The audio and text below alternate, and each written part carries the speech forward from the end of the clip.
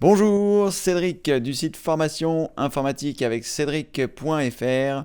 Je vous souhaite la bienvenue dans ce Demande à Cédric numéro 30, Demande à Cédric quotidien numéro 30, où pendant tous les jours du mois de mai 2016, j'essaye de répondre à vos questions informatiques. Donc soyez les bienvenus, je vais m'assurer que tout a bien démarré et que tout fonctionne correctement. Oui, c'est le cas, on a de l'image, on a du son, et donc eh bien, on va pouvoir démarrer. Nous avons déjà une première question de Denis. Avant de répondre à celle-ci, je souhaitais vous dire qu'il ne reste plus que demain. C'est demain le dernier jour des demandes à série quotidien. Donc si vous avez des questions à poser ou si vous avez des amis qui ont des questions à poser, il ne reste plus qu'une seule journée. Ce sera demain, mardi 31 mai.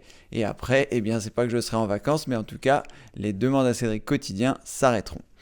Voilà, pour les membres plus qui verront soit la retransmission maintenant ou demain, sachez que le dernier demande à Cédric, donc réservé aux membres plus, sera le vendredi 3 juin à 17h30, mais je vous en dirai plus pendant ce demande à Cédric pour savoir ce qui va se passer à suivre. Voilà, je vais pouvoir commencer à prendre la question de Denis que voici. Bonjour Cédric, bonjour Denis. J'ai un PC portable Windows 8.1 EOM en version native. Je vais prochainement faire une installation propre de Windows 10 avant le 29 juillet 2016 et licence Windows 10 activée. Si après cette date, je souhaite changer mon disque dur pour un SSD, sur celui-ci, dois-je réinstaller Windows 8 au début et faire les mises à jour vers Windows 10 ou installer directement Windows 10 à partir d'une clé bootable, puisque ma licence de 10 aura été activée auparavant. Merci d'avance. Alors Denis, je pense que vous avez tout compris, je vais juste vous confirmer tout cela. Alors, si vous avez un ordinateur portable avec Windows 8.1, la première fois, vous serez obligé de faire la mise à jour vers Windows 10. Vous ne pouvez pas avoir un Windows 8.1 et installer à partir de 0 un Windows 10. Il faut en premier lieu, que ce soit avec un Windows 7 ou avec un Windows 8.1, faire une mise à jour vers Windows 10 pour que votre licence s'active sur les serveurs de Microsoft.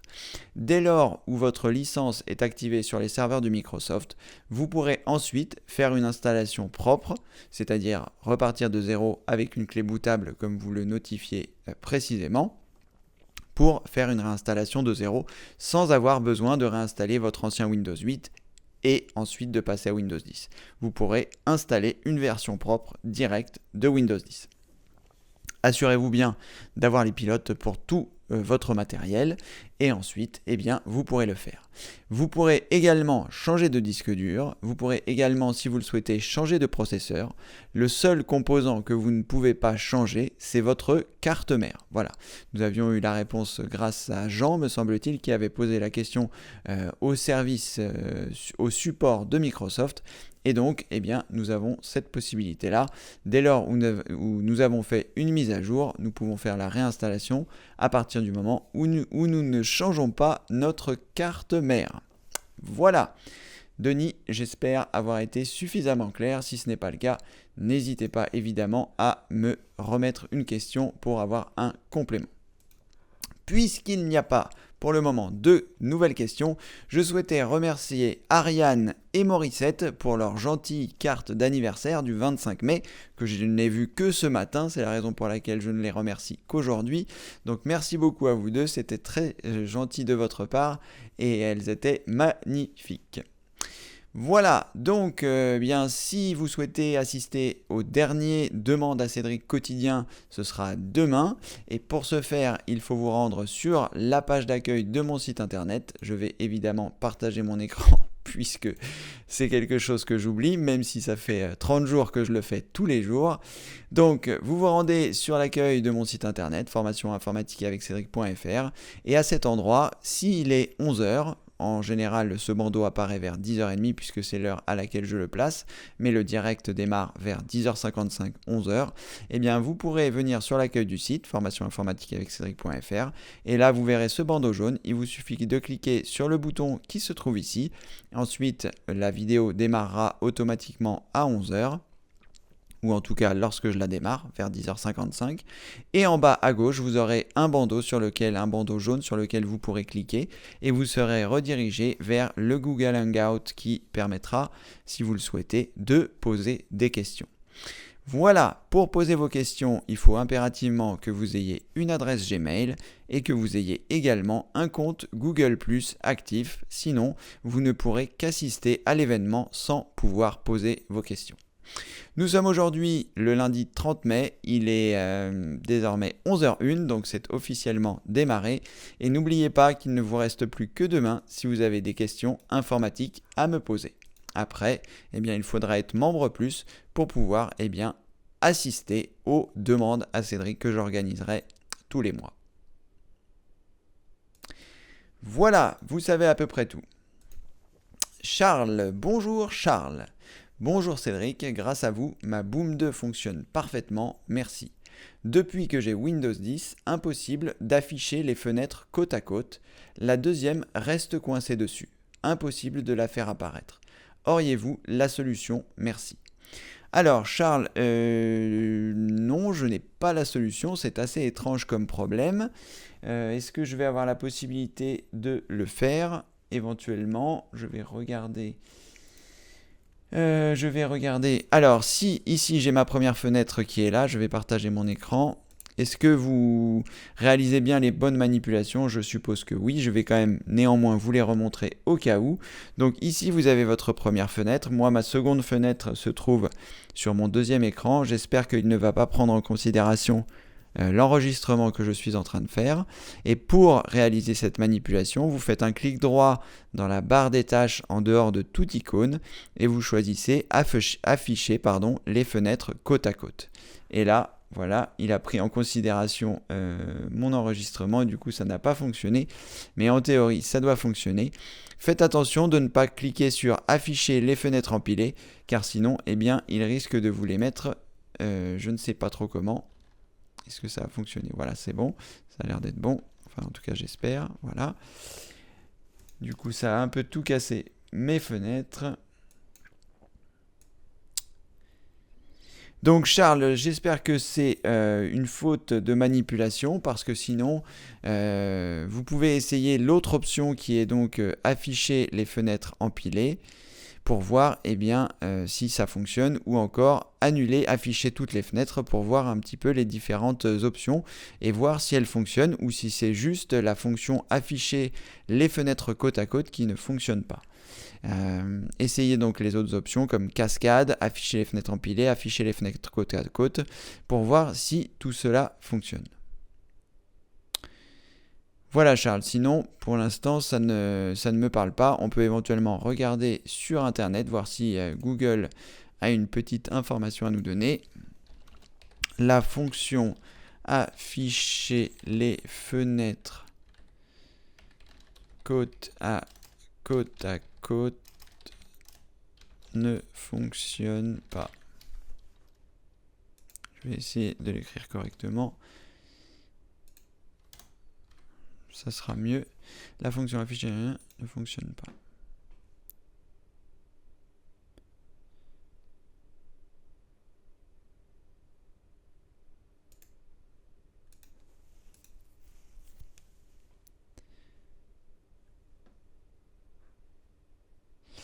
Alors, à première vue, soit je n'ai pas mis les bonnes choses, soit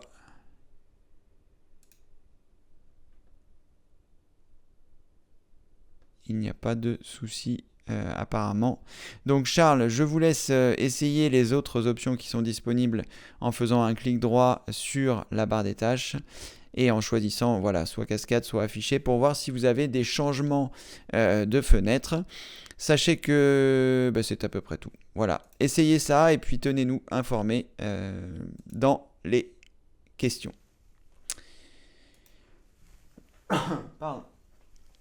Bernadette, bonjour Bernadette. Depuis l'installation de Windows 10, dans Périphérique et Imprimante, j'ai deux nouveaux éléments qui se sont installés. Microsoft Print to PDF et Microsoft XPS Document Writer. À quoi cela correspond? Merci beaucoup. Alors, Bernadette, ce sont deux imprimantes virtuelles que je dois également avoir. Je vais partager mon écran pour vous le montrer. Donc, dans Paramètres, je vais réduire cette fenêtre, puis ensuite dans Périphérique. Donc vous voyez ici, moi j'ai différents périphériques et scanners, et en fait j'ai bien également Microsoft Print to PDF et Microsoft XPS Document Writer. Ce sont ce que l'on appelle des imprimantes virtuelles qui vont vous permettre, lorsque vous avez un document, je vais reprendre mon document de comptabilité que j'avais fait la dernière fois pour montrer une comptabilité très simple. Voilà. Donc ici, j'ai mon document et j'ai la possibilité, lorsque j'ai un document, de l'imprimer, évidemment, si j'ai une imprimante. Donc pour ce faire, je me rends dans la fonction imprimer et à partir de là, je vais avoir la possibilité de choisir l'imprimante avec laquelle je souhaite imprimer ce document.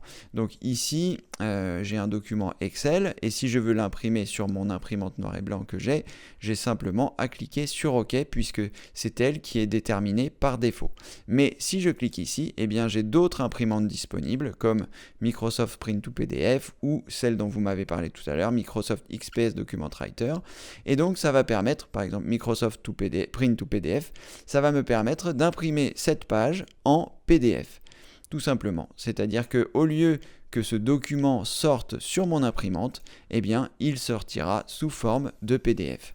Et pareil pour l'autre imprimante qui va imprimer un fichier au format XPS, qui est donc apparemment un format de Microsoft que je ne connais pas et que je n'utilise pas. Mais voilà, ça vous sert à cela. Donc ne les supprimez pas, c'est pas nécessaire. En revanche, ce que vous pouvez faire, c'est faire en sorte que votre imprimante, je ne sais pas si on peut le faire ici, voilà, que votre imprimante principale, c'est-à-dire celle que vous utilisez le plus, soit connecté par défaut. C'est-à-dire connecté par défaut, ça veut dire que lorsque vous allez utiliser... Ah, j'ai arrêté le partage, je vais le remettre.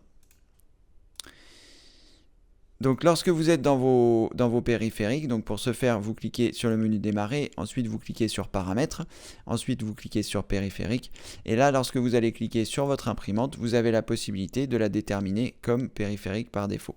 Donc ça veut dire quoi? Ça veut dire que lorsque vous allez utiliser la fonction imprimer dans un logiciel, eh bien il sélectionnera en premier lieu l'imprimante que vous avez sélectionnée par défaut. Donc si par exemple ici je sélectionne Microsoft Print to PDF et que je choisis définir par défaut, eh bien à cet endroit, quand je vais vouloir imprimer le même fichier que tout à l'heure de ma comptabilité, lorsque je vais aller sur ici imprimer, vous verrez que voilà, le nom c'est Microsoft Print to PDF qui est par défaut, c'est-à-dire en premier, et que si je souhaite mettre mon imprimante de d'habitude, il faut que je clique sur le menu déroulant et que je clique sur Canon M210 Series OK. Donc ce que je vais faire, c'est que je vais remettre mon imprimante ici par défaut, puisque c'est sur mon imprimante que j'imprime la plupart du temps. Voilà, petite précision sur les imprimantes par défaut et petite précision pour répondre à votre question. Voilà Bernadette, j'espère que j'ai été clair. Vous pouvez laisser ces imprimantes qui ont été créées et qui pourront un jour vous servir. Alors, je vais prendre certainement le complément de Charles. Alors, Cédric, empilé côte à côte cascade, rien ne fonctionne. La seconde fenêtre reste cachée dessous. C'est bien problématique, Charles. Alors, vous avez une solution qui n'est pas une solution satisfaisante, puisque évidemment, quand on a une fonction, on aimerait bien qu'elle fonctionne, évidemment.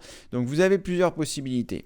La première, qui est une solution, on va dire, sans douleur, consiste à utiliser la fonction de snap, donc d'ancrage sur le côté. C'est-à-dire que vous avez une première fenêtre qui se trouve ici, je vais en ouvrir une seconde, donc vous voyez, j'ai bien deux fenêtres l'une sur l'autre, et donc la fonction d'ancrage va consister à, comme les fenêtres côte à côte, eh bien, à l'ancrer sur le côté gauche et ancrer la seconde sur le côté droit. Donc pour ce faire, vous pouvez utiliser la touche Windows, vous restez appuyé sur la touche Windows et vous appuyez sur la flèche de gauche et ça va ancrer votre fenêtre sur la moitié de votre écran. Ensuite, vous cliquez sur la seconde fenêtre, vous appuyez sur la touche Windows et sur la flèche de droite et ça va ancrer votre deuxième fenêtre sur la partie droite de votre écran. Donc, c'est une première solution, on va dire, pour pallier à ce problème que vous rencontrez, qui n'est vraiment pas satisfaisante, je vous l'accorde. Néanmoins, ça vous permet de réaliser cette manipulation en 2 raccourcis clavier. Et si toutefois cela ne vous convenait pas, vous avez la possibilité, lorsque vous allez cliquer sur le menu démarrer, puis dans les paramètres, il me semble que dans mise à jour et sécurité, vous allez avoir la possibilité dans récupération de choisir ici de réinitialiser le PC. Donc si votre PC fonctionne mal, vous pouvez tenter de le réinitialiser.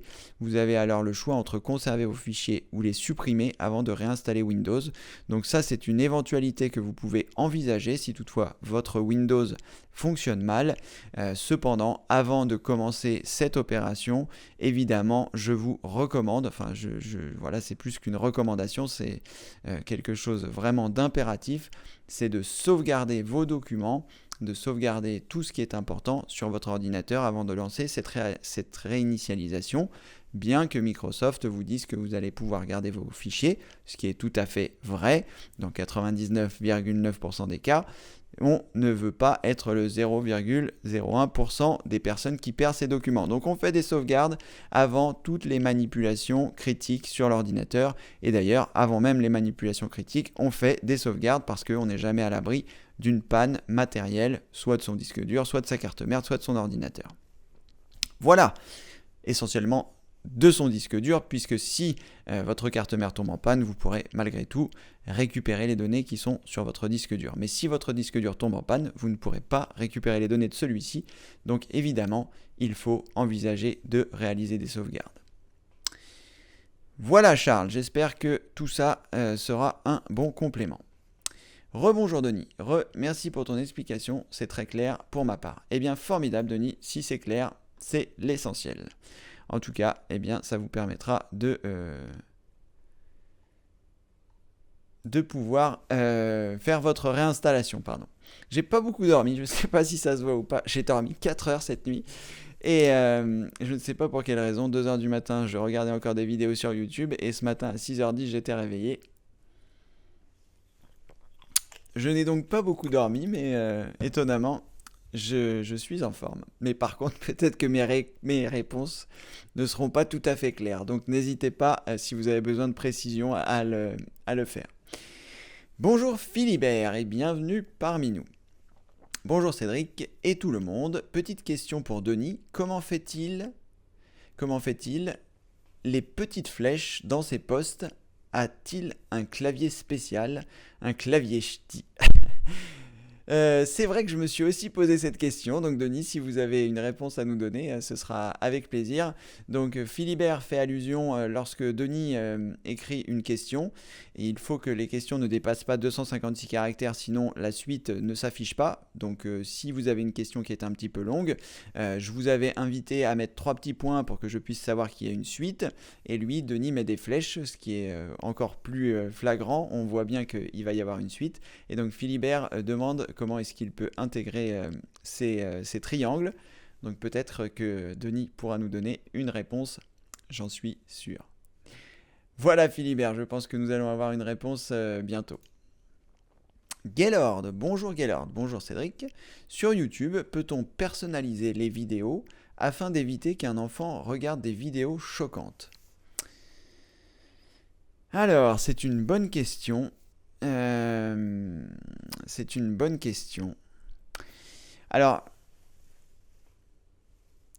je ne pense pas que ce soit possible. Je sais qu'il y a des fonctions que certains youtubeurs peuvent activer, c'est-à-dire de dire que la personne doit avoir plus de 18 ans pour regarder la vidéo.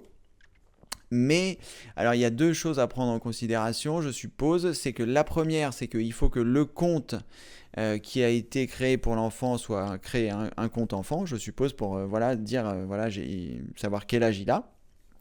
Donc quand vous avez créé votre adresse Gmail, vous avez indiqué l'âge dans la création de votre compte et donc Google sait automatiquement l'âge que vous avez avec la date que vous avez rentrée et la date que nous sommes aujourd'hui. Et si le créateur de contenu a indiqué que la personne devait avoir plus de 18 ans, et bien dans ce cas-là, le compte qui a moins de 18 ans ne pourra pas regarder la vidéo. Mais sinon, je ne pense pas qu'il y ait de filtre pour les vidéos qui soient choquantes, puisque la partie choquante reste vraiment subjective en fonction de chacun, évidemment. Donc, il y a des choses qui vont choquer certaines personnes et pas d'autres. J'ai vu néanmoins la dernière fois qu'on avait la possibilité de filtrer lorsque l'on fait une recherche. Filtrer du contenu violent. On peut regarder s'il y a une vidéo. Pas violet, mais violent. Pas viol non plus. Super. Violent. Voilà, filtrer du contenu violent. Donc là, filtrage de contenu violent, ajoute certificat pour Mac comme Safari. Donc je me suis aperçu qu'il y avait des filtres dans YouTube. Ici, je n'avais jamais vu. Je ne sais pas si c'est apparu ou si j'avais jamais fait attention. Et là, quand je clique sur filtre, eh bien, je vais avoir la possibilité de filtrer mes recherches. Donc, ce qui peut être une chose plutôt intéressante si vous souhaitez avoir des vidéos qui datent d'aujourd'hui, d'une semaine, de ce mois-ci, de cette année. Et ça vous permet, lorsque vous faites une recherche, d'avoir des vidéos récentes sur le contenu que vous cherchez. Après, comme on peut le voir ici, eh bien, il n'y a pas de filtre qui concerne la violence des vidéos, car encore une fois, ça reste vraiment subjectif. Il y a des personnes qui estimeront que leur enfant de 11 ans peut voir des films d'horreur et d'autres qui trouveront ça absolument choquant. Chacun, malheureusement, enfin ou heureusement d'ailleurs, j'ai envie de dire, fait l'éducation de ses enfants comme il l'entend. Et donc du coup, j'ai pas partagé mon écran, donc vous n'avez pas vu, donc je vais le repartager. Voilà, du coup, évidemment, c'est plus ou moins difficile de réaliser ce filtrage. Le filtrage le plus simple étant celui des parents, puisque filtrage de vidéos violentes.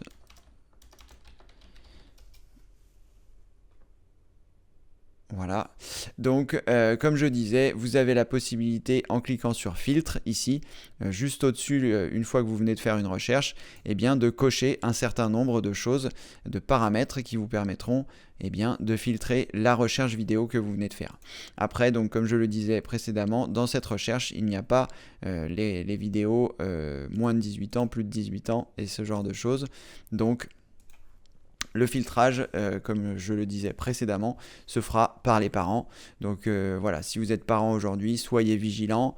Il faut que, si vous êtes parent ou même grands-parents, même si c'est plus le rôle des parents, soyez vigilants, renseignez-vous sur Facebook, renseignez-vous sur les réseaux sociaux, voilà.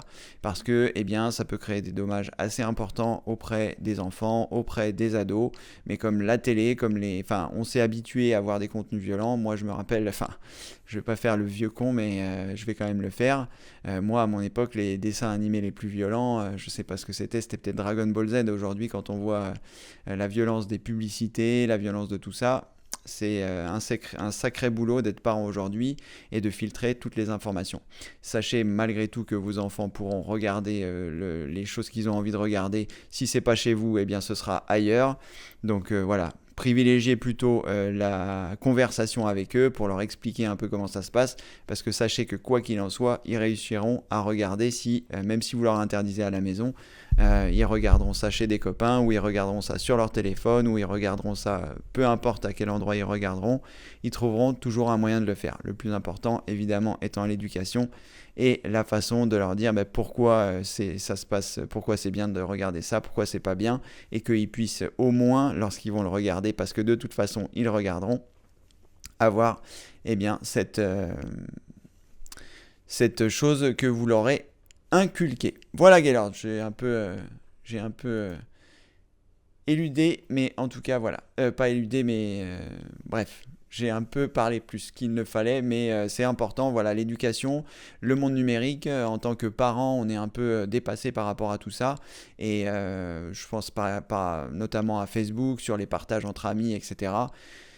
C'est au rôle des parents eh bien, d'expliquer que Facebook, ça peut être dangereux, c'est un super outil, on peut voir des photos, mais aussi on peut avoir des photos qui circulent. Et voilà, faire attention quand on se laisse prendre en photo, voilà, enfin, surtout quand on est enfant ou ado.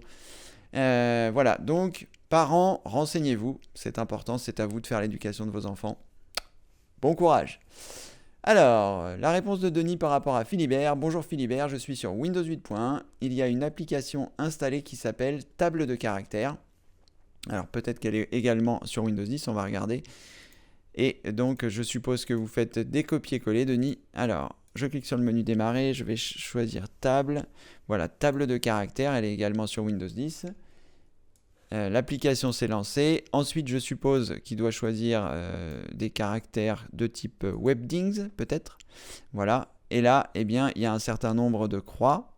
Et donc, où serait-il? Alors, peut-être celui-ci.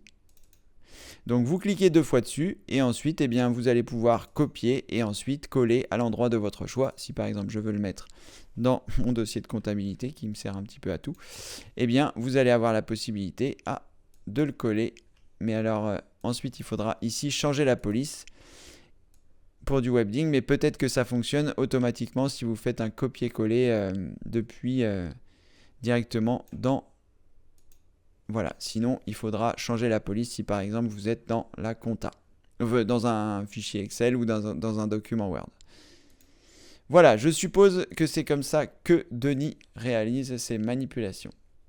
Merci Denis de votre retour. Table des caractères. Merci Denis. Un des seuls avantages de Windows 8.1 apparemment, tu le perdras peut-être en passant à Windows 10. Donc Philibert, non, vous voyez, la table de caractères existe encore dans Windows 10 et je vous trouve un petit peu dur avec Windows 8.1, Philibert. C'est un système que j'ai adoré. Une fois que je l'ai eu personnalisé, j'ai trouvé qu'il était très rapide. J'ai vraiment beaucoup profité de mes SSD sous Windows 8.1. J'ai vraiment adoré ce système.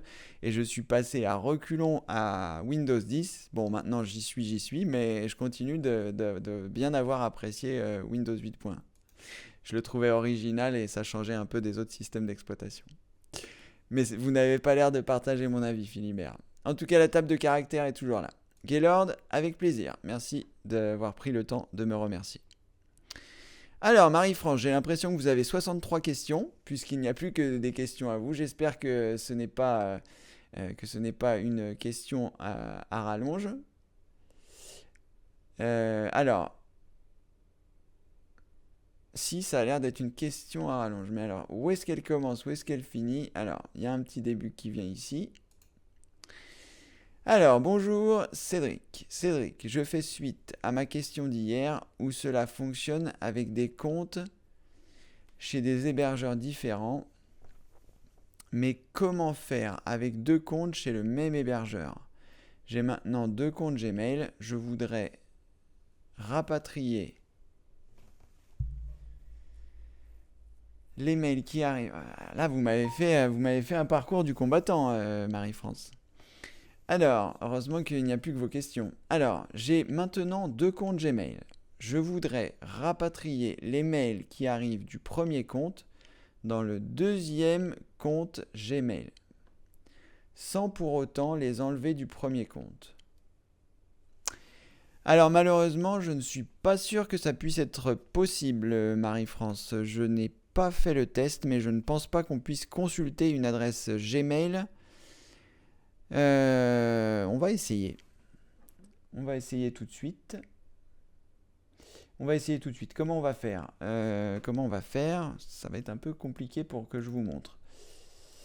Alors, déjà, il va falloir que je partage mon écran si on veut voir quelque chose. Ensuite, je vais me rendre. C'est quoi? Bon, je vais me rendre dans mon adresse principale. Donc, je vais aller sur Gmail. Une fois que je suis sur Gmail, si vous voulez consulter une autre adresse, que ce soit une adresse Orange, une adresse Free, une adresse tout ça, vous cliquez ici sur le menu, sur la croix, vous choisissez Paramètres, et à partir de là, vous allez avoir plusieurs possibilités qui sont Compte et importation, et transfert PopImap. Alors je crois que c'est compte et importation que je dois faire. Compte et importation, voilà. Et à cet endroit-là, on peut donc consulter des messages. Donc je consulte, vous voyez, mince, je vais être limité puisqu'on a le droit à 5 adresses seulement. Et je ne pense pas pouvoir ajouter un compte de messagerie, mais on va essayer. Alors, essayons d'ajouter une adresse Gmail. Donc on va par exemple prendre cédric.fiac@gmail.com. Est-ce que j'ai partagé mon écran? Parce que ça, je ne vais pas pouvoir le refaire. Oui, on est bon. Ensuite, étape suivante. On va essayer ça. Par contre, le mot de passe, je ne sais pas. Alors, vous pourrez continuer la manipulation parce que je ne vais pas rechercher mon mot de passe, je ne vais pas faire tout ça.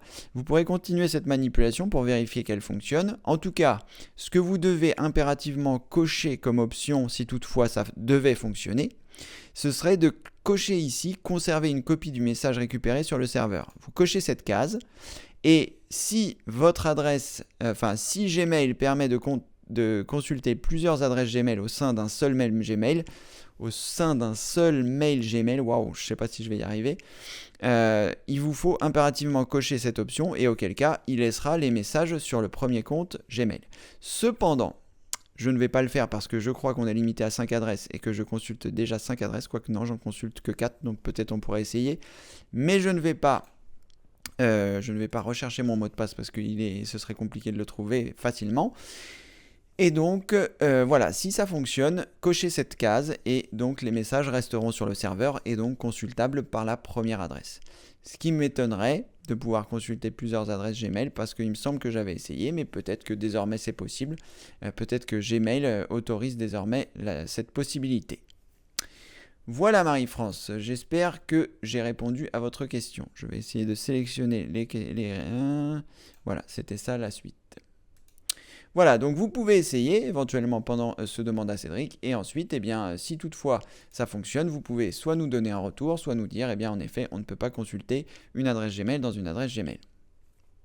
Il me semble qu'à l'époque, en tout cas, c'était une restriction. C'est la raison pour laquelle j'ai été obligé, je vais retourner dans mon adresse, je vais repartager mon écran, partager. C'est la raison pour laquelle j'ai été obligé, lorsque je suis sur mon adresse, d'ajouter d'autres comptes pour pouvoir consulter mes autres adresses Gmail. Comme vous pouvez le voir, j'en ai 4 autres. Et donc, ça me permet de passer d'un compte à l'autre et de consulter mes différentes adresses. Voilà Marie-France. Michel, bonjour Michel. Bonjour Cédric, je n'ai pas de questions à vous poser, mais je participe avec plaisir sur vos émissions. Félicitations et bon courage. Merci Michel, merci beaucoup. Nous sommes le 30 mai 2016 et demain c'est le dernier demande à Cédric quotidien. Je vous avoue que ce n'est pas sans un pincement au cœur, mais je suis un peu content que tout cela s'arrête parce que c'est un petit peu fatigant et très chronophage. Mais en tout cas, Michel, merci de participer à ce demande à Cédric. Pendant tout le mois de mai, nous avons été, on va dire, une trentaine. Donc je suis vraiment, c'est très très bien. Je trouve que c'est le nombre idéal. Il n'y a pas trop de questions. Finalement, je peux répondre à tous. Si on avait été beaucoup plus, ça aurait été plus compliqué. Mais en tout cas, voilà. Merci d'avoir été présent pendant tous ces jours du mois de mai. Bonjour Perlette, bonjour Cédric. Merci d'être parmi nous. Si vous avez des questions, n'hésitez pas. Alors, Christiane, bonjour Cédric. C'est compliqué. J'ai HP Assistant sur mon ordi. Je peux acheter le DVD de sauvegarde. Est-ce que c'est sans risque? Alors, Christiane.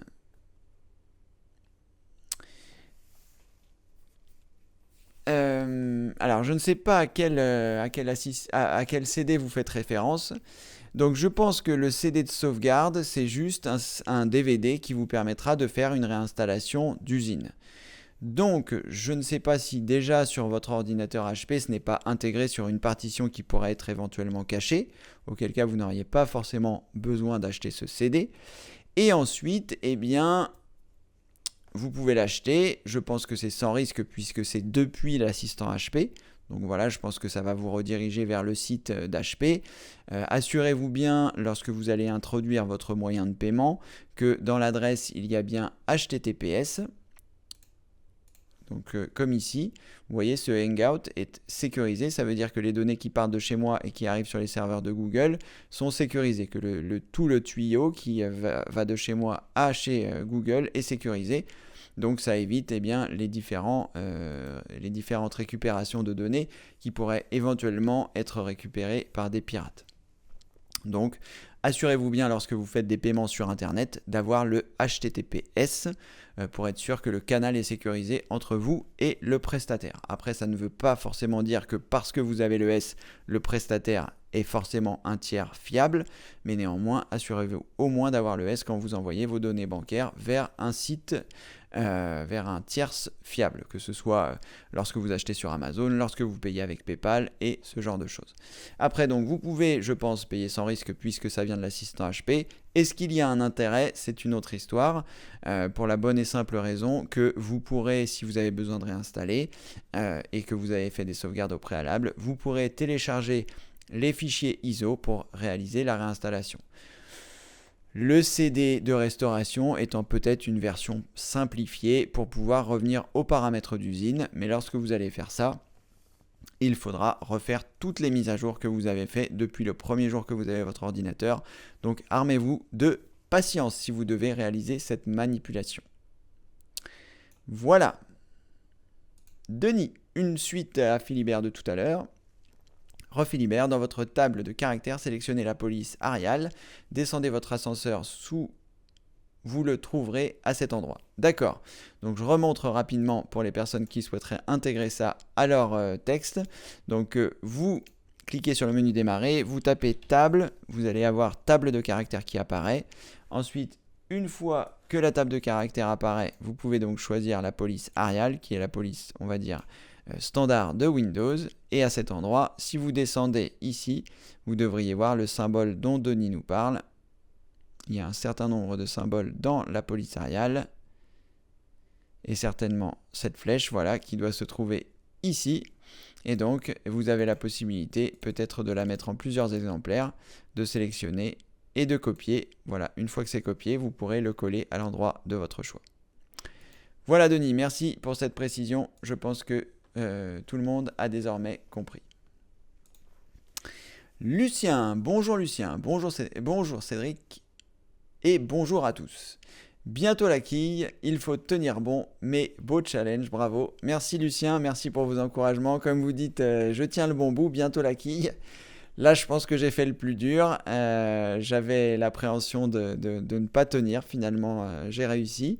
Ça a été un petit peu au détriment des vidéos que j'ai sorties, parce que j'ai sorti moins de vidéos pour le site, puisque j'ai fait tous les demandes à Cédric qui ont été, comme je le disais, très chronophages. Mais je suis content à la fois de l'avoir fait, à la fois d'avoir réussi ce challenge, voilà, pendant tous les jours. C'est vrai que c'est un petit peu contraignant, sans week-end, sans vraiment de repos, même si bon ça va, c'est 1 heure dans la journée, mais ça génère pas mal de travail à côté, à la fois en préparation et derrière pour l'intégration sur le site, la retranscription et tout ça. Mais en tout cas, voilà, challenge presque réussi, on verra ça demain, mais merci pour vos encouragements, content que ça puisse se passer. Alors, Redoni, est-ce possible sur Windows 7? Alors, je pense que oui, sur Windows 7, il doit y avoir aussi une table de caractères, on va lancer ça. Je vais lancer Windows 7 et je vous montrerai sur Windows 7 parce que je pense que sur Windows 7 il y a également une table des caractères. On va regarder ça ensemble. J'ai lancé Windows 7. Voilà, c'est parti. Ensuite, Perlette. Rebonjour Perlette. Ah. Voilà. Alors, bonjour Cédric. Depuis que j'ai installé Windows 10, je ne peux plus me servir de mon clavier numérique. Celui-ci est impossible à débloquer. Merci. Alors, je suppose, Perlette, que vous avez appuyé sur la touche qui s'appelle Vernum, qui vous permet d'activer ou de désactiver le verrouillage numérique. Alors, j'avais montré dans un demande à Cédric quotidien une procédure pour activer ou désactiver. D'ailleurs, je ne sais plus qui avait posé la question et qui avait également donné la solution, donc j'en avais profité pour montrer les manipulations à l'écran. Pour faire en sorte que votre verrouillage numérique soit toujours actif. Donc je pense que vous pouvez reprendre ce demande à Cédric quotidien, je ne sais plus exactement lequel est-ce, il faudra que vous fassiez une petite recherche. Donc pour ce faire, je vais vous montrer, vous êtes inscrite sur le site je suppose, si ce n'est pas le cas, je vous invite à le faire. Donc vous vous rendez sur le site formation informatique avec cédric.fr. Est-ce que j'ai cliqué? Non, pas encore.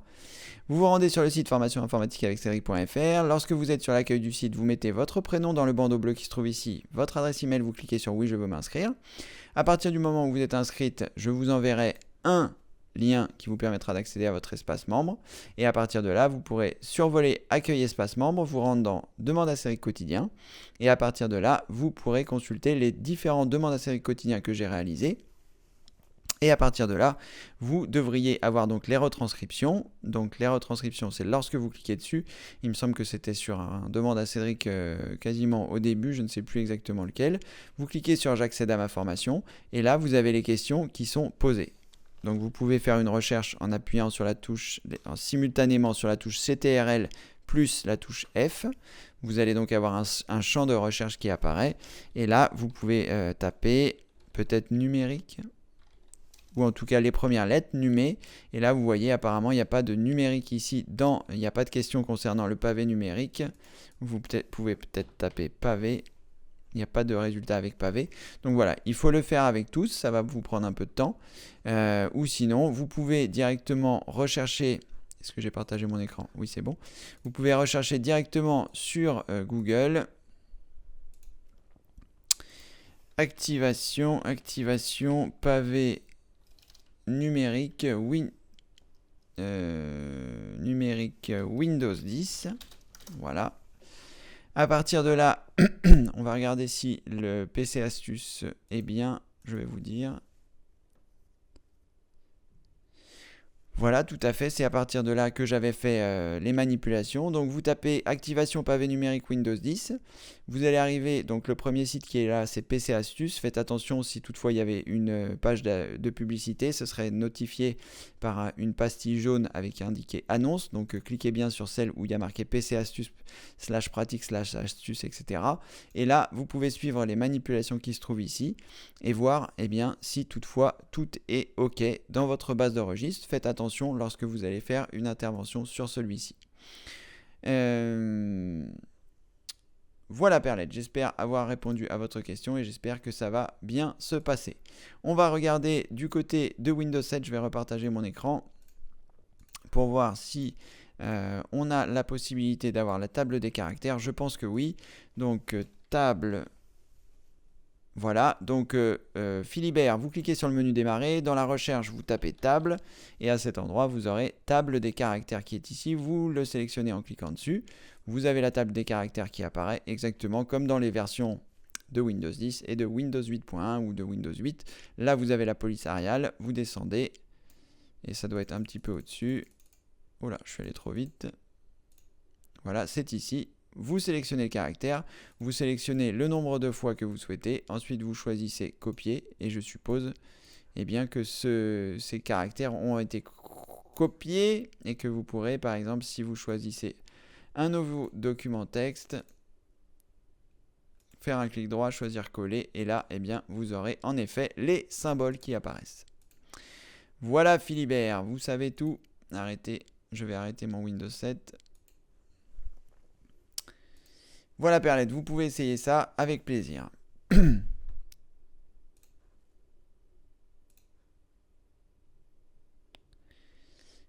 Alors, télécharger sans virus. Bonjour télécharger sans virus. Bonjour Cédric, lors de ces prétendants vidéos, tu as dit que tu te concentrais plus sur les membres plus actif mini, mais pour les membres gratuits, est-ce que tu feras de temps en temps des demandes à Cédric? J'ai déjà répondu à cette question, télécharger sans virus. La réponse est non pour le moment, c'est pas prévu. Pour l'instant, donc comment ça va se passer dans les prochaines semaines et mois? Là, il y a déjà beaucoup de vidéos gratuites disponibles sur le site formationinformatique.fr. Quand vous vous inscrivez, il y a 120 vidéos gratuites. Donc ça fait déjà un certain nombre d'heures de vidéos à regarder. Plus tous les demandes à Cédric que j'ai fait, donc ça fait à peu près 30 heures puisque c'est 1 heure par jour, 30 fois. Enfin, les demandes à Cédric quotidiens, plus les demandes à Cédric. Donc les demandes à Cédric, les retransmissions sont disponibles. C'est des questions-réponses pendant 2 heures, je crois qu'il y en a 10, donc ça fait 20 heures de plus, donc ça fait un certain nombre de choses à regarder pour les gens en version gratuite. Et après, donc je vais me concentrer sur les personnes donc, qui sont soit membres mini, soit membres actifs, soit membres plus, pour donc rajouter les vidéos. Sachez que si vous êtes membre mini ou membre actif, vous n'aurez pas non plus accès aux demandes à Cédric. Seules les personnes qui sont membres plus auront accès à ces questions-réponses que je ferai en théorie les 7 premiers jours de chaque mois à partir du mois de septembre. Je pense que finalement j'avais parlé de 2 heures, mais ce sera plutôt 1h30, on verra. Parce que 2 heures c'est un petit peu long et qu'1h30 c'est un bon format. Et comme ce sera tous les jours, les 7 premiers jours du mois, ça fera un certain nombre de choses. Et voilà, et je vais me concentrer donc sur les formations dont j'ai parlé, que sont les 5 piliers pour être totalement indépendant, que sont les formations dont j'ai parlé, donc terminer la formation Windows 10, terminer les vidéos exclusives, continuer la formation spéciale débutant, qui est réservée aux membres plus, et puis ajouter la formation comment monter un PC. Et voilà, donc ce sera essentiellement ça, ce qui va se passer les prochains mois, sachant que juillet, août, je fais une pause, je ne tournerai aucune vidéo. Je pense que je passerai de temps en temps pour répondre aux questions sur le forum de la communauté qui est réservé donc aux membres plus, mais sinon, voilà.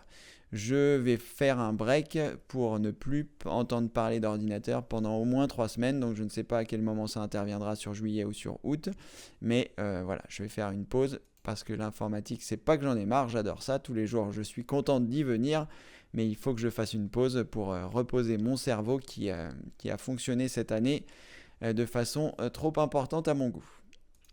Voilà, merci Cédric et Denis, on apprend tous les jours, décidément. Et oui, Philibert, heureusement d'ailleurs, si on arrêtait d'apprendre, je crois que ce serait la mort. Donc oui, en effet, c'est bien d'apprendre tous les jours. Bernadette, Bernadette, y a-t-il un moyen de mémoriser son mot de passe pour démarrer l'ordinateur dans Dashlane? Merci de votre réponse pour l'imprimante.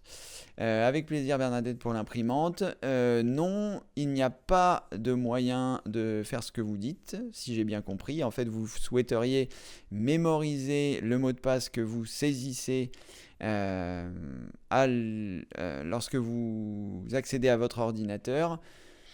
Avec Dashlane, non, ce n'est pas possible puisque le programme se lance après que votre ordinateur se soit lancé. Donc c'est comme si vous me demandiez si vous pouvez accéder à votre salle de bain avant d'avoir ouvert votre porte d'appartement. En gros, c'est ça. Vous ne pourrez jamais accéder à votre salle de bain si vous n'êtes pas rentré dans votre appartement. C'est un peu ça. Vous ne pouvez pas accéder à Dashlane si vous n'avez pas accédé à votre ordinateur. Cependant, il y a des techniques. Il y a 2 techniques qui me viennent à l'esprit. La première, si vous êtes sur Windows 10, c'est l'installation d'un code PIN. Donc pour ce faire, je ne sais plus précisément à quel endroit ça se trouve, mais dans le menu démarrer, dans les paramètres, dans confidentialité peut-être, vous avez la possibilité, est-ce que c'est à cet endroit? À moins que ce soit dans mot de passe, donc ce serait peut-être plutôt dans compte. Dans compte.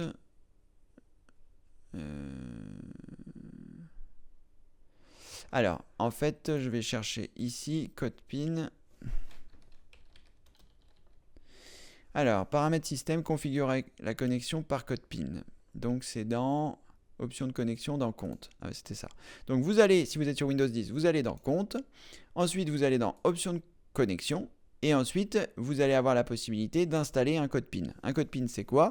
C'est quelque chose qui est propre à votre ordinateur et qui va, à la place de vous demander votre mot de passe, vous permettre de mettre un code PIN, le code PIN que vous allez choisir. Et donc, au lieu d'avoir à saisir un long mot de passe, que ce soit celui de votre compte MSN ou n'importe quoi, vous pourrez mettre un code PIN, c'est-à-dire un code, je ne sais pas quels sont le nombre de chiffres que vous pouvez mettre. Je ne vais pas le faire parce que voilà.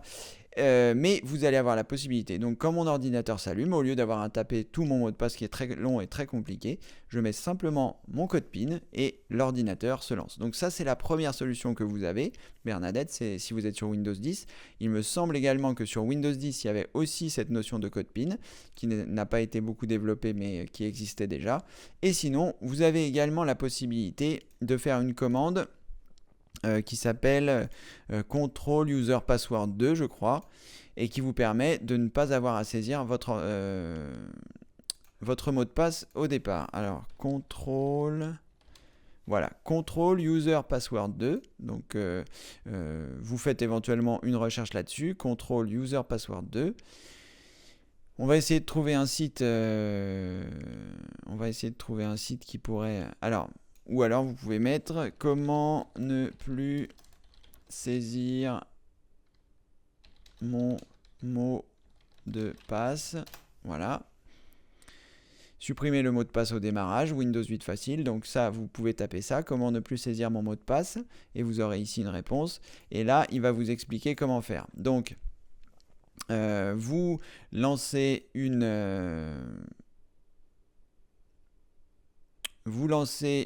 une commande exécutée en faisant Windows R. Et à partir de là, vous allez pouvoir taper la commande netplwiz. Apparemment, netpl. J'espère que j'ai partagé mon écran. Netplwiz, je vais quand même le vérifier. Oui, c'est bon. Vous cliquez sur OK. Là, vous allez arriver ici sur une fenêtre d'autorisation. Et là, vous allez avoir la possibilité de faire en sorte... Est-ce que c'est dans les propriétés? Non, ce n'est pas là. Ah voilà, lorsque vous avez sélectionné votre compte, les utilisateurs doivent entrer un nom d'utilisateur ou un mot de passe. Vous allez décocher ça pour que vous n'ayez pas à saisir votre mot de passe. Et on va vous demander donc quel est votre mot de passe. Alors attention, il faut que vous soyez très prudente quand vous allez faire ça. Et surtout, ne pas vous tromper dans le mot de passe parce que si vous vous trompez, vous risquez de ne plus pouvoir accéder du tout à votre ordinateur. Donc soyez prudente si vous utilisez cette fonction-là. Control User Password. Voilà, faites très attention. Donc vous avez ces deux possibilités-là, Bernadette, mais en tout cas, vous ne pourrez pas le faire avec Dashlane. Je suppose que vous avez compris ce que je souhaitais vous indiquer. Avec plaisir, télécharger sans virus. J'espère que voilà, je vous ai donné les informations.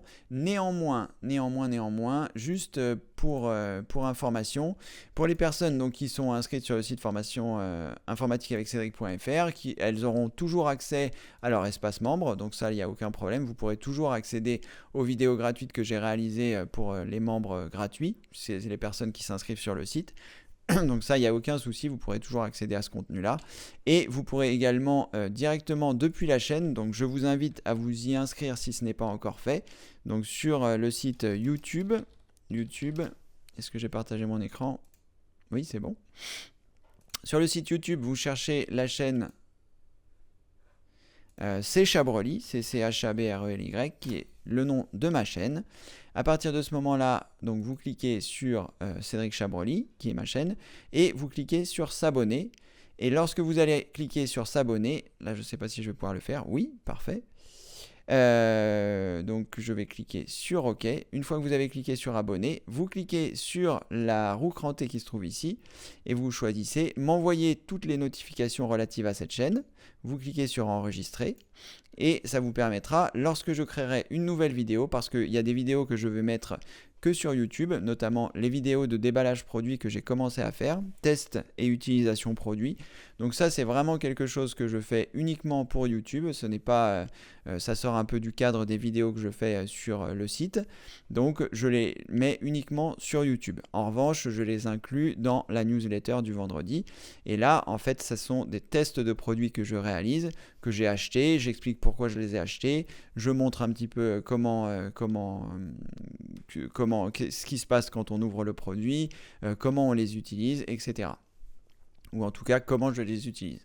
Donc ça, ces vidéos-là resteront gratuites et vous pourrez y accéder directement depuis la chaîne. Donc n'oubliez pas de vous inscrire si vous n'êtes pas encore inscrit sur ma chaîne et n'oubliez pas de cocher les notifications pour avoir un mail à chaque fois que je vais sortir une vidéo comme celle-ci. Donc ça, ce sera inclus avec l'inscription. Voilà, télécharger sans virus. Alors, Marie-France, je vois que vous avez d'autres questions, donc je vais essayer de mettre ça dans l'ordre. Alors, rebonjour.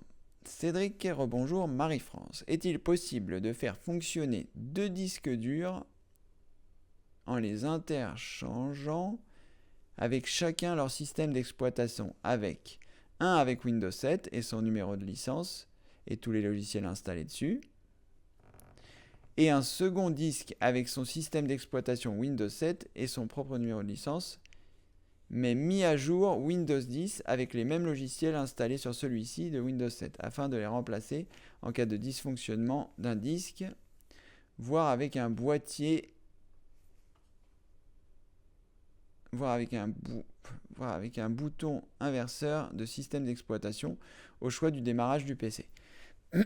Alors, Marie-France, je ne vais pas savoir répondre à votre question, savoir si ça fonctionne.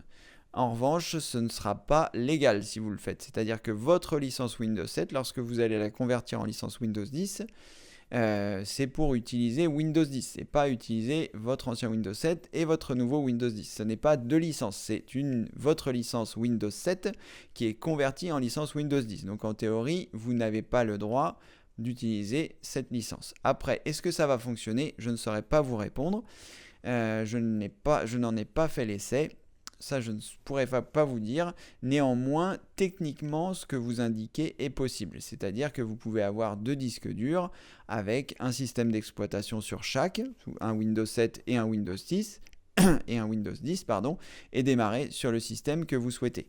Alors, vous avez un boîtier que j'avais montré la fois précédente, qui est ici, qui s'appelle Orico, et qui vous permet d'appuyer sur des boutons pour allumer ou ne pas allumer certains disques durs. Moi, c'est ce que je vais installer dans mon ordinateur. Je pense que je ferai des vidéos pour expliquer un petit peu comment j'ai procédé et pourquoi j'ai procédé de la sorte, et surtout pour vérifier que ça fonctionne. Donc, en théorie, tout ce que vous indiquez est possible. En pratique, vous n'avez légalement pas le droit. Voilà. Je ne sais pas si pratiquement ça fonctionnerait d'avoir votre ancienne licence Windows 7 sur un disque et votre licence Windows 10 sur un autre, puisqu'en théorie, ils ne sont pas lancés tous les deux. Mais je ne sais pas comment ça se passe, la vérification sur les serveurs Microsoft. Voilà Marie-France, peut-être vous pourrez en faire l'essai et nous dire si ça a fonctionné.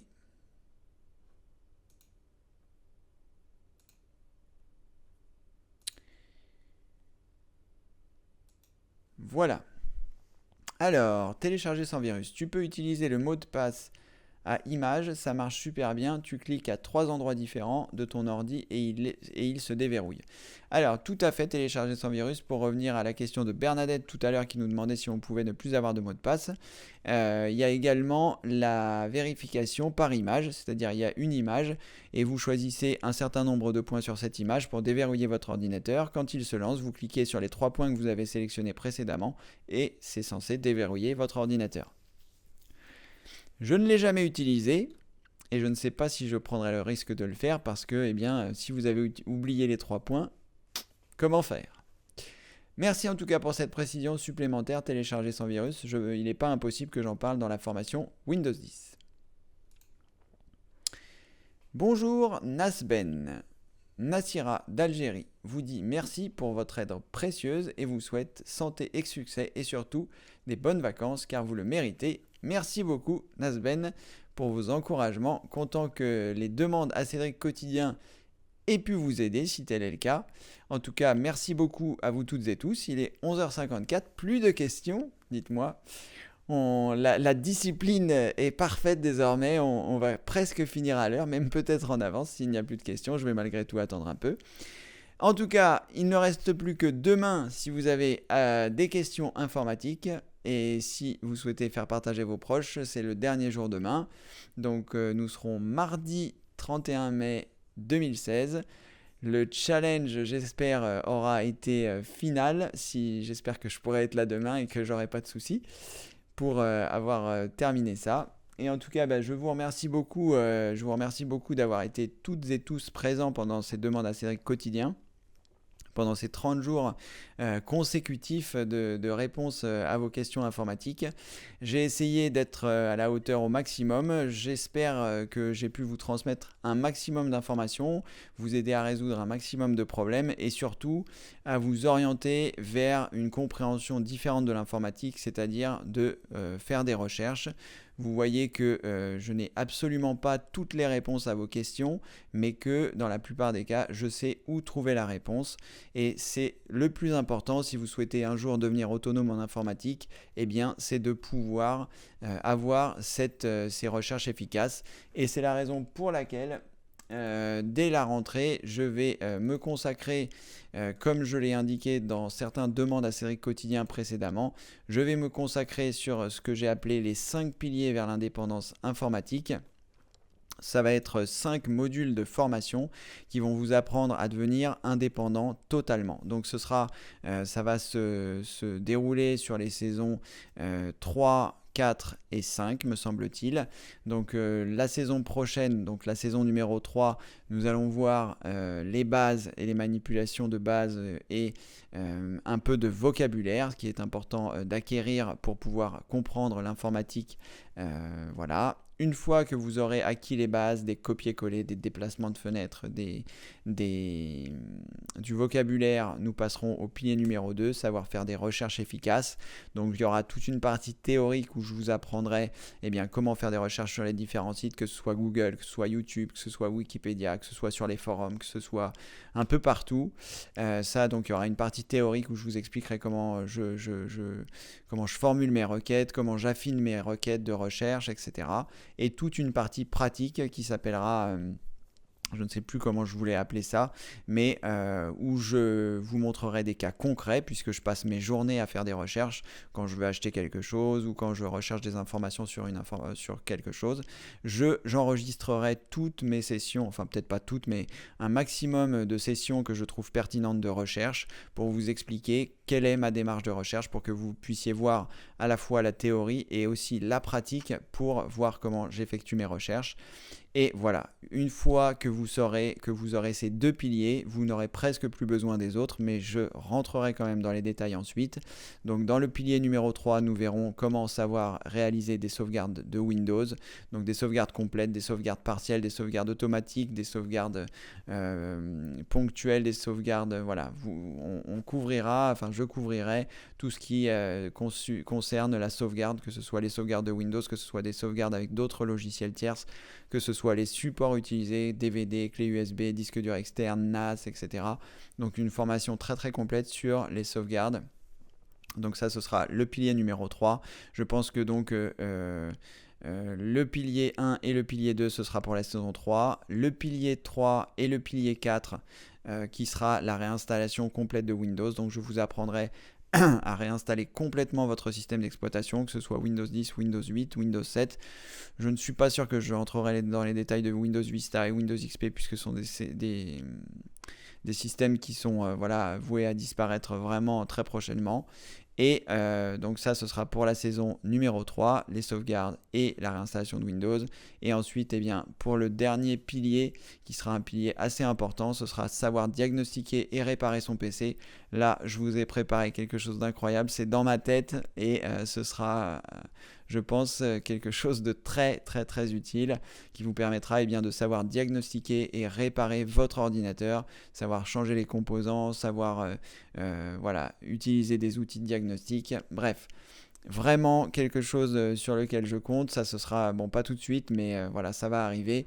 Et une fois que vous maîtriserez ces 5 piliers, vous serez totalement indépendant. Vous pourrez même être dépanneur informatique si vous le souhaitez. Une fois que vous aurez cette formation complète entre les mains et que vous l'aurez assimilée, vous en saurez autant que moi, puisque je vais vous transmettre tout ce que j'ai appris durant depuis que j'ai 14 ans, donc j'en ai eu 43 il n'y a pas très longtemps. Je ne sais même pas faire le calcul de tête, donc je vais me prendre ma petite calculatrice, 43 moins 14. Ça fait voilà 29 ans que je suis passionné d'informatique et que je passe mon temps à faire des recherches, à faire des essais, à faire tout ça. Donc voilà, je vais vous transmettre tout mon savoir par l'intermédiaire de ces 5 formations qui vous permettront d'être totalement indépendant en informatique.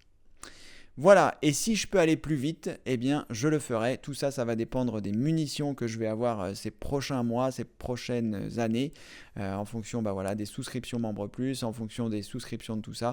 Ça me permettra d'utiliser des effets de levier. Et si je n'ai pas les effets de levier nécessaires, je ferai tout par moi-même. Et donc ça prendra un peu plus de temps. Mais je ferai ça au plus vite pour que vous soyez vous aussi le plus indépendant possible. Voilà. Charles, merci Cédric pour tous vos conseils, même si tous mes problèmes ne sont pas résolus.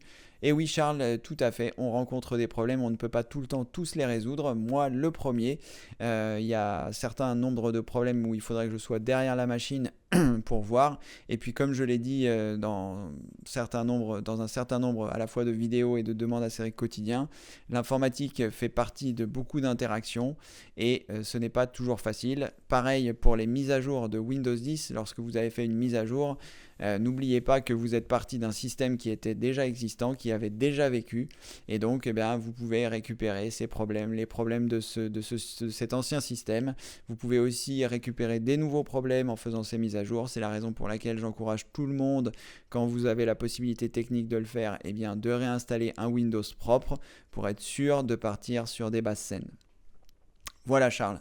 La vie n'est pas toujours idéale et on n'a pas toujours la possibilité techniquement de réaliser ce que je fais parce que on ne sait pas forcément toujours faire des sauvegardes ou on n'a pas forcément la possibilité d'acheter un second disque dur pour faire ses essais sur celui-ci. Mais en tout cas, voilà, j'essaye de vous dispenser un maximum d'informations dans les formations que je réalise. Donc sur le site formation informatique avec Cédric.fr, que ce soit les vidéos gratuites, que ce soit les vidéos payantes et les demandes à Cédric quotidien et le forum pour les personnes qui ont accès. Mais en tout cas, voilà, j'essaye de faire mon maximum et je vous félicite d'ailleurs, j'en profite, je pense que je referai tout ça un petit peu demain aussi, de vous féliciter parce que bien que je donne de ma personne pour tenter de vous dispenser mon savoir, vous êtes la première personne qui peut décider d'agir ou non. Il y a des gens qui préfèrent confier ça à des informaticiens ou des gens qui préfèrent se dire tant pis, je m'achèterai un autre ordinateur quand celui-ci ne fonctionnera plus.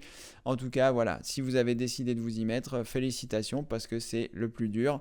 Après, c'est juste de la pratique et puis voilà, il faut y aller, il faut mettre les mains dans le cambouis. Ça fait un peu peur. La première fois que j'ai monté mon premier PC, ça s'est pas très bien passé, enfin pas de catastrophe, mais voilà, il a pas démarré du premier coup et si j'en étais resté là en me disant ça marche pas, il n'aurait jamais fonctionné. Mais par contre, quand j'ai réussi à trouver la raison pour laquelle ça fonctionnait pas, croyez-moi qu'à ce moment-là on est heureux et puis au final maintenant monter un PC c'est devenu quelque chose de commun. J'en ai monté beaucoup avec mon activité de dépannage informatique. C'est la raison pour laquelle, d'ailleurs, je vais faire une formation vraiment prochainement. Là, je pense que je vais la faire pour le mois de juin, cette formation.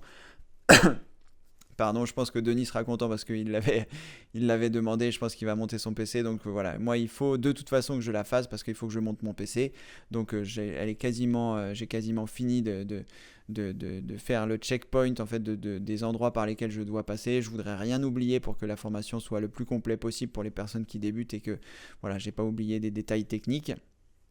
Donc voilà, cette formation pour monter un PC. Et donc voilà, c'est comme ça que j'ai réussi en informatique, c'est en persévérant. Aujourd'hui, grâce à Internet, grâce à YouTube, grâce à toutes les vidéos, vous pouvez tout apprendre. Avant, les gens, des générations d'avant, comme ma grand-mère, comme mon père, même mon père, ma mère, ils n'avaient pas accès à Internet, n'avaient pas accès au savoir. Aujourd'hui, on a la chance d'avoir accès au savoir, on a la chance d'avoir accès à tout. Si demain j'ai envie de monter un mur en en plaque au plâtre, je vais regarder comment on fait sur YouTube. Ça ne veut pas dire que je vais y arriver du premier coup, mais au moins j'aurai les bonnes informations. Donc voilà, on a cette chance là aujourd'hui d'avoir Internet, donc il faut en profiter, il faut arrêter de diaboliser Internet. Oui, sur Internet il y a des arnaques, oui, sur Internet on peut récupérer des logiciels malveillants, oui, évidemment, si on ne fait pas attention, on peut polluer son ordinateur, mais c'est tellement une révolution, c'est la plus grande des révolutions. Je veux dire, il y a plein de gens qui ont trouvé que la télé c'était incroyable. Internet, c'est 100 fois mieux, 1000 fois mieux, 1 million de fois mieux. Vous avez tout sur Internet, vous pouvez tout trouver. Vous avez la culture accessible, vous avez les différentes langues, vous pouvez apprendre une autre langue, vous pouvez regarder tout ce que vous voulez. C'est vraiment incroyable. Donc voilà, ne diabolisons pas Internet, apprenons à nous en servir et surtout, voilà, apprenons à nos enfants à bien s'en servir parce que c'est vraiment important. Voilà, vive Internet. Philibert, vous pourrez maintenant vous passer d'informatique pendant 3 semaines. Alors, c'est une bonne question, Philibert. Est-ce que je vais pouvoir me passer pendant 3 semaines d'informatique? Je pense que la réponse est non, puisque de toute façon, j'ai mon compagnon qui ne me quitte jamais, mon téléphone. Et aujourd'hui, mon téléphone, c'est une extension de mon ordinateur. J'ai mes mails, je peux regarder YouTube, j'ai accès à Skype, j'ai accès à tout. Donc c'est un petit ordinateur portatif, donc évidemment ça va être très compliqué de couper le lien, mais ce que je voulais dire par là, c'est que je vais couper le lien avec mon site informatique, avec mon site formation informatique avec Cédric, je vais couper le lien avec mon état d'esprit d'avoir à faire des vidéos, de réfléchir aux vidéos que je dois faire, etc. Donc je vais vraiment essayer de me couper. La dernière fois que j'ai essayé de le faire, ça m'a pris 8 jours avant que je pense à autre chose. Et donc, comme j'avais pris 10 jours, ça m'a fait que 2 jours où j'étais tranquille. Donc voilà, je sais que j'ai 8 jours pendant lesquels je continue de penser au site, aux formations que je dois faire, comment je vais les faire, qu'est-ce que je vais faire comme nouvelles vidéos, répondre aux gens, le forum, etc. Donc je sais que pendant 8 jours, ça tourne un peu. Mais au bout de 8 jours, ça s'arrête. Si j'y ai pas touché, évidemment. Et après, les jours qui viennent après sont des jours de tranquillité. Donc c'est pour ça que je vais prendre un peu 3 semaines pour avoir 15 jours où je vais pouvoir penser à la plage ou à la montagne ou à je ne sais quoi et où je vais pouvoir penser à autre chose et me ressourcer un peu parce que c'est vrai que c'est un peu fatigant d'être en permanence à penser à ça. C'est pas comme un boulot. Moi, je me rappelle quand j'ai commencé à travailler en 93, 94 peut-être, 94, voilà, j'étais salarié, la journée je faisais mon boulot et une fois que je quittais l'entreprise, je ne pensais plus à l'entreprise et je n'y repensais que le lendemain matin. Là, quand je suis à mon compte, je pense en permanence, le soir je me couche avec des questions, voilà, je pense tout le temps en permanence à ça. Donc il faut que je coupe, je vais essayer, je pense que je vais réussir et que ça va me faire le plus grand bien. Vous verrez, je devrais revenir en pleine forme. Voilà. Bonjour Julie. Bonjour. Windows Defender ne se met jamais à jour tout seul. Est-ce normal? Non, ce n'est pas normal, Julie, que Windows Defender ne se mette pas à jour, mais peut-être que il se met à jour et qu'il ne vous le dit pas parce que Avast a l'habitude de vous dire qu'il se met à jour. Si je regarde Windows Defender, voilà, il me dit que la définition de virus et de logiciel est à jour. Je suppose que vous, de votre côté, il n'y a peut-être pas à jour. Auquel cas il vous faut cliquer dans l'onglet mise à jour, mettre à jour, ce qui est un petit peu surprenant. Je ne sais pas si c'est une bonne idée que j'ai cliqué là-dessus. C'est pas grave. Cependant, je ne sais pas s'il y a la possibilité ici dans Windows Defender d'avoir la possibilité de le mettre à jour automatiquement.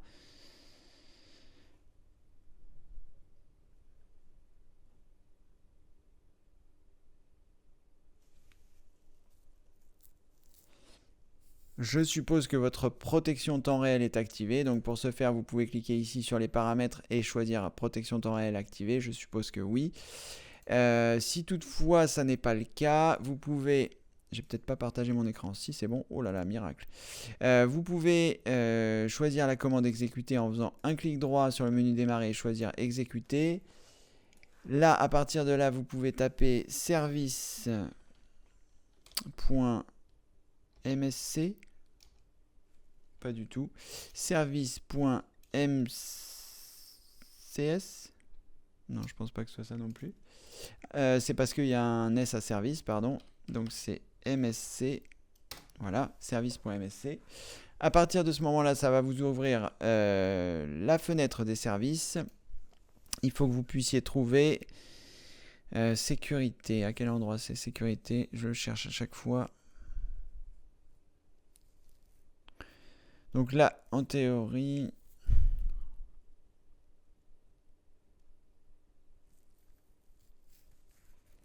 Comme il y en a beaucoup, je passe mon temps à le chercher.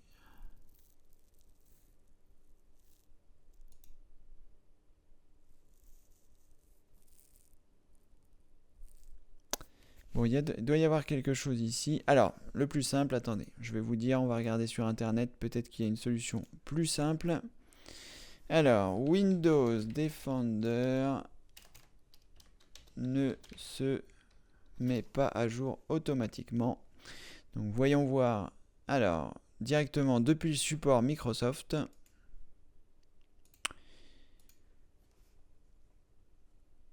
Alors, comment faire pour résoudre les problèmes de mise à jour de définition des virus de Windows Defender? Donc, vous allez sur Google, vous tapez Windows Defender ne se met pas à jour automatiquement. Le premier résultat qui apparaît ici, support.microsoft. Vous venez ici et là, ils vont vous donner 2 méthodes que vous allez pouvoir tester. Je ne vais pas les lire, je ne vais pas les tester, mais je pense que ça va solutionner votre problème puisqu'il s'agit précisément de votre souci. Il est 12h10, donc je ne vais pas prendre le temps de le faire maintenant et de regarder avec vous. Mais vous pouvez regarder dans cette direction et je pense que ça vous permettra de résoudre votre problème. Voilà Julie. Je vais répondre à la question de Marie et ensuite je ne prendrai plus de questions puisqu'il est 12h10. Et il restera encore demain. Alors, Marie, bonjour Marie. Cédric, demain, je ne suis pas là pour le direct du matin. Alors, je voudrais vous dire un immense merci pour toute votre aide. Eh bien, Marie, avec grand plaisir. Merci à vous d'avoir été présente aux demandes à Cédric quotidien auxquelles vous avez pu assister.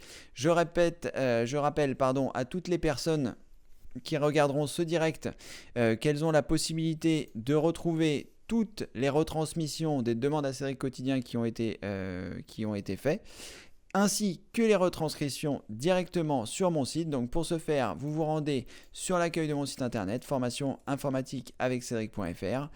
Si vous n'êtes pas encore inscrit, eh bien à cet endroit-là, vous mettez votre prénom, votre adresse email, vous cliquez sur oui, je veux m'inscrire. Vous allez recevoir un mail de ma part. Dans ce mail, il y a un lien sur lequel vous devez cliquer. C'est pour m'assurer que c'est bien vous qui en avez fait la demande et pas quelqu'un d'autre. Donc ça, c'est pour lutter contre le spam. À partir de ce moment-là, vous allez recevoir un mail de ma part qui va vous rediriger vers votre espace membre. Donc ça, c'est gratuit pour devenir membre. Et ensuite, à partir de là, au niveau de accueil espace membre, vous pourrez choisir demande à Cédric quotidien et ainsi que les autres formations qui sont disponibles en version gratuite. Et là, eh bien, vous aurez toutes les retransmissions des anciens demandes à Cédric quotidien que j'ai faites pendant le mois de mai. Et lorsque vous cliquerez sur j'accède à ma formation, en dessous, vous aurez les questions qui ont été posées, donc la retranscription de toutes les questions qui ont été posées pendant cet événement en question. Donc là, demande à Cédric quotidien numéro 14, voici les questions qui ont été posées et à quel moment de la vidéo vous pouvez avoir la réponse. Voilà, je suis en train de réfléchir à quelque chose qui pourrait éventuellement indexer le contenu qui se trouve sur mon site internet. C'est un travail de titan. Je n'ai pas encore trop réfléchi ou même trop vu comment est-ce que je pourrais indexer ça, comment est-ce que je pourrais le présenter pour que ce soit le plus simple possible. Ce sera un fichier PDF si toutefois je le fais, ce qui permet de faire des recherches au sein de celui-ci depuis l'ordinateur. Donc je suis en train de réfléchir à ça très sérieusement. Je ne sais pas encore quelle présentation ça va revêtir et si c'est possible.